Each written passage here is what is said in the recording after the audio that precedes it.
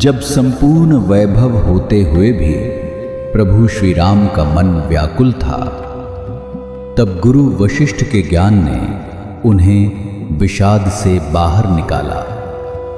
सुनिए बकुल जी की वाणी में। जय श्री राम। स्वागत है सभी का।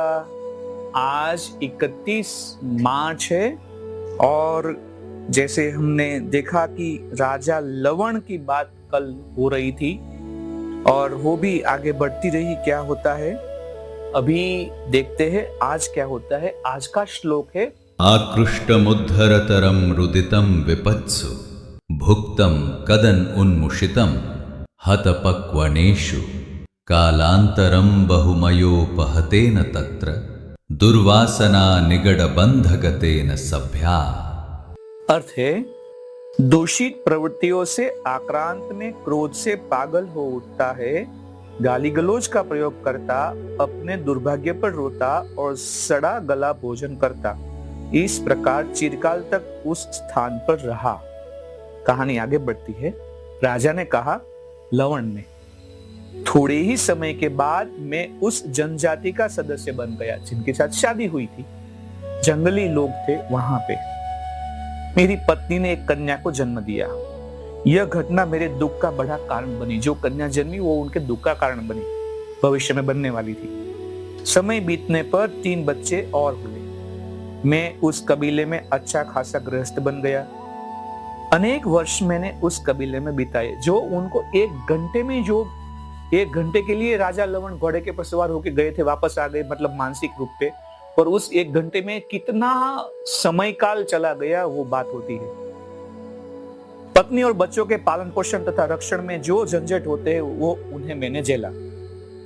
मैं ईंधन के लिए लकड़ी काटता था और कुछ अवसरों पर रात को मुझे पेड़ के नीचे भी सोना पड़ता था। सर्दी बढ़ती तो उसे बचने के लिए मैं झाड़ी में जा छिपता था। सूअर का मांस ही मेरा मुख्य आहार था। समय बीतता चला और मैं वृद्ध हो गया। मैं गोश्त का कारोबार करने लगा, मांस का। विंध्य पहाड़ियों पर मैं मांस बेचने के लिए जाता और बढ़िया मांस नहीं बेचता, अच्छा मांस नहीं बेचता। जो अच्छे दाम पर न बिकता उसका मैंने कीमा बनाता और अत्यंत गंदे स्थान पर उसे सुखाता। जब भूख से पीड़ित होता तो मांस के टुकड़े के लिए कबीले के अन्य लोगों से लड़ता भिड़ता और मेरा शरीर कालिक की तरह स्याह हो गया था, काला हो गया था। पाप कृत्यों में लगे रहने के कारण मेरा मन भी पाप कर्म में लीन था। शुभ विचार और भाव मुझसे किनारा कर चुके थे, चले गए थे। जिस प्रकार सांप अपनी केंचुली छोड़ देता है, उसी प्रकार मेरे हृदय ने करुणा का त्याग कर दिया था। जिन जालों और फंदों को मैं काम में लाया करता था उनमें पशु पक्षियों को भी घर कोष्ठ होता था।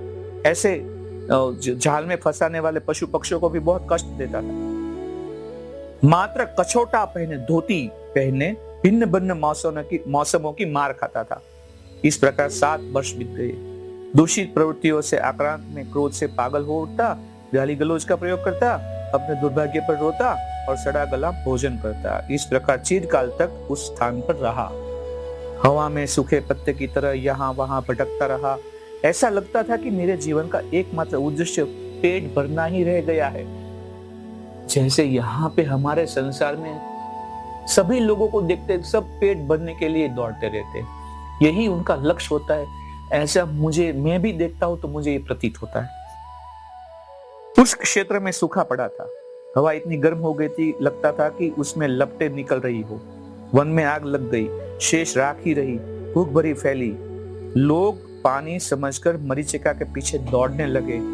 रोड़े पत्थरों को लोग मांस पिंड समझकर चबाने लगे, पत्थर को खाने लगे। कुछ लोग ऐसे भी थे जो शवों को खाने लगे।